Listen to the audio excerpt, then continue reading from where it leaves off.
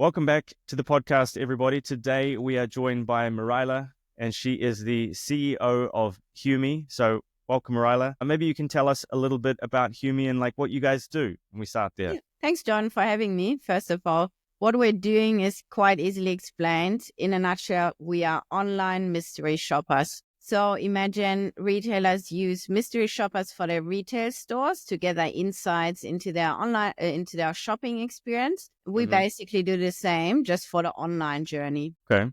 And was there what led to the creation of this solution? Yeah, so that's also a very simple story. I've been working in retail for the past 20 years. I came over from Germany to help building up the Iconic, and I was sitting in these monthly NPS meetings, and we all try to explain the score, someone like going crazy, trying to find answers why the score is going up and down and what are the drivers.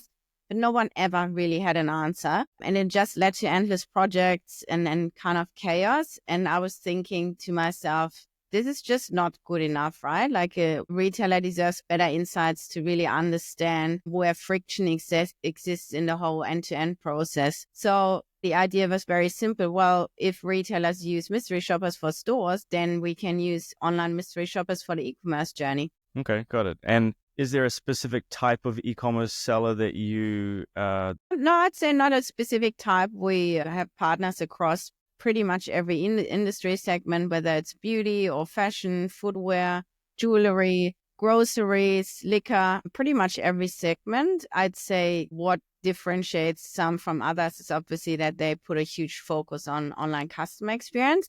And that's probably something we see quite a lot in industry segments, which are very crowded and very competitive. I mean, if you think that you can buy the same pair of sneakers from probably 50 different retailers in Australia, but where do you go back to if it's the same product and the same price? You probably end up at someone's website who offers the best experience, or at least you return to that website.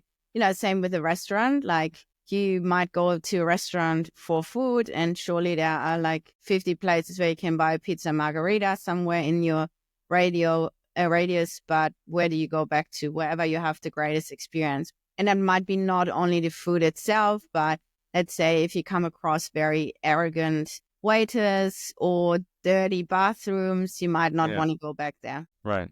Okay, and that makes sense. So in the online shopping experience, what do you think have been some of the most surprising things that you've learned when you've actually deployed these online mystery shoppers and they've found this crazy thing in a business? I'd say if I could pick one thing, then it's probably the actual refund time of people when they return a product and get refunded. We picked up on retailers who have refund times way beyond 30 days. The worst one was 74 days. Needless to say, if you don't get refunded for 74 days, that's it. The retailer is absolutely dead to you. Plus, you've probably contacted the customer service a number of times. You've expressed a lot your frustration. Then you told probably 10 of your friends how shit this retailer is. You don't want to go back. I'd say that was quite eye-opening. So I think the average refund time across 700 retailers in Australia sits at 9.7 days at the moment. But interestingly, if you look at their website, pretty much everyone states it's 3 to 5 business days. So there's a huge mismatch of what shoppers being told as to what is delivered. I see. Okay.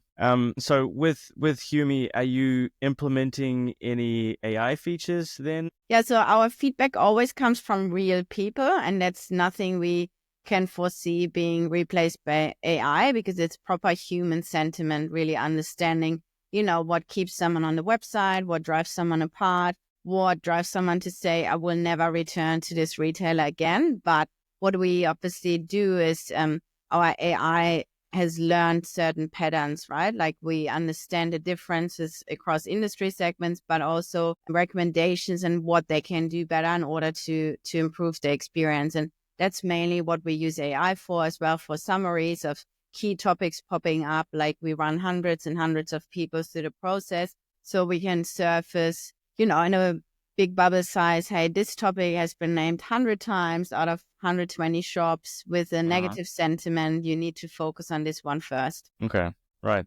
So then I imagine the list of challenges is probably as long as my arm, but what have been some of the biggest challenges over the last year or so building humii? The biggest challenge, I think, is cutting through the noise in the market. There are many startups out there, many established companies offering great solutions to pain. And that's been really challenging in a way to, being heard and being seen. Personally, I think cold outbound didn't work for us at all. We've completely stopped that about a half year ago. We only spread data or we contact retailers if we've come across specific issues or things like that. So I think that's been really challenging and great frustration over the years, when you send cold emails and no one responds, but then also thinking about myself, how much I dislike cold emails and unless they're written really well, which doesn't happen that often. So we kind of changed that. But yeah, when you start as a startup, you don't have a big budget to, shout it from every rooftop. You're very limited in where you can invest your money. So you really have to make it work somehow to be seen and be heard. Okay. And so you mentioned cold outbound hasn't worked in the past. Have there been other things you've tried that haven't worked? And what has been by far the best? Yeah, as I said, traditional cold outbound didn't work for us. It's kind of a numbers game. Every now and then you get someone to respond, but it didn't feel really relevant to these people. I think what we've changed is we obviously collect a lot of data. So we mystery shop many retailers in Australia, and most of them would not know about it. Approaching them saying like, hey, we've come across a specific issue, like your contact form doesn't work, people can't contact you, or things like that. That is valuable to a retailer because we help them solving an issue straight away. So that's kind of the way we're going. But also we've been focusing really on sharing our data. We don't access any confidential data in a way, like everyone can leave pretty much a review anywhere. And we've partnered with Inside Retail a couple of months ago, and we've published the online CX index, as it's called. So you can find top 100 retailers in Australia ranked by their online experience, and a couple of other sub-metrics. So I think, once retailers see themselves on a list against their competitors, that obviously grabs a different kind of attention. Right. Okay. And then, so if we look into 2025, what do you think are some of the biggest initiatives that you're rolling out, or some of the biggest goals that you guys have at humii? Yeah, I guess, some of the biggest goals we have from a product perspective is obviously, developing the product in a direction really to understand what actually is customer experience worth.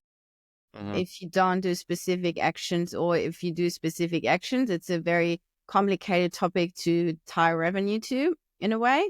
Everyone has a base understanding a good CX is better than a bad CX, of course.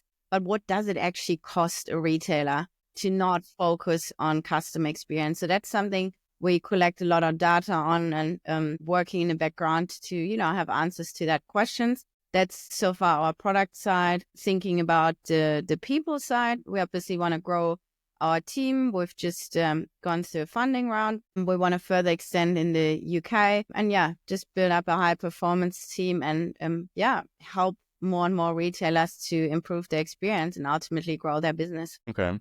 And congrats on the funding. If there was somebody that was just about to go into a funding round, is there anything that you've learned that you could share with them to save them any pain in that process? A lot of learnings here. Not everything is shareable on on the platform, I guess. It's just requires a lot of resilience, right? And I'd say you get so many no's. Don't let that bring you down, because there's someone out there who really truly believes in your idea and how you solve it. So I'd say here as well, it's kind of a numbers game. You can't expect everyone to love you straight away, and some people might not be right at a specific time, possibly right down the line, but it takes a lot of time and resilience, but also, you got to have thick skin in a way to not let you bring it down to all the time. Yeah. Okay. Good advice. So a question that I like to ask, because I always am surprised by the answers that I get, is, let's say you had a magic wand that you could wave over one big problem right now with humii. not world peace, but with just humii, and you could solve that problem like that, what would that big problem be? So like for our company, or the biggest problem we could solve is like, I mean, if I had a magic wand, I would love to be able to basically tie revenue to 200 specific different things you can do in terms of online experience. Okay. And what do you mean by tying it to So 200? basically saying these are the specific actions you can take. Yeah. If you do it, your possible uplift might be X, Y, Z, or if you don't Good. do it, it will cost you X amount of revenue. Okay. But yeah, that's something we're working on, which is quite complex to solve, I imagine. but Yeah. I'm sure we'll get there. Okay. Nice. And then finally, Mareile, if you could go back to your beginning journey with humii, what are some things that you might change now that you have the gift of hindsight? Definitely the, kind of marketing strategy I would change, and the outbound strategy. Like obviously looking back, we've wasted too much time with cold outbound. I Yeah. would not do that again. I probably would articulate the value of what we are offer differently than what we've done in the beginning. Hmm. And probably would have gone for different, let's say, different pricing model. That's kept us awake for a little while, but that should have been different. I think in lots of things are trial and error. If you're new in the market and you offer a completely new solution, which is not really replacing any existing solution. So like online mystery shopping barely existed before. What is that actually worth to someone? And at different stages, it's worth different amount in a way. Like depends also which kind of retailers you're targeting. Okay. Yeah. Well, obviously, you guys have done an amazing job. I mean, if you haven't checked out humii, I'll make sure to leave links and stuff like that in the description. Really amazing site, really amazing company.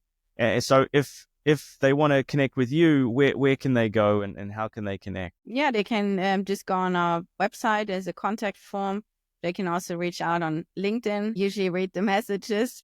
Yeah. But yeah, contact Perfect. form, LinkedIn, everything works. Well, like I say, I'll leave everything in the description, but that's all from us, guys. So thank you so much, Mareile, for your time and your insights in building humii. Sounds like it's a really interesting solution, and so simple when you lay it out like that. And it's, I think, something that a lot of people actually really need. Thank you guys very much for watching. We'll see you in the next episode.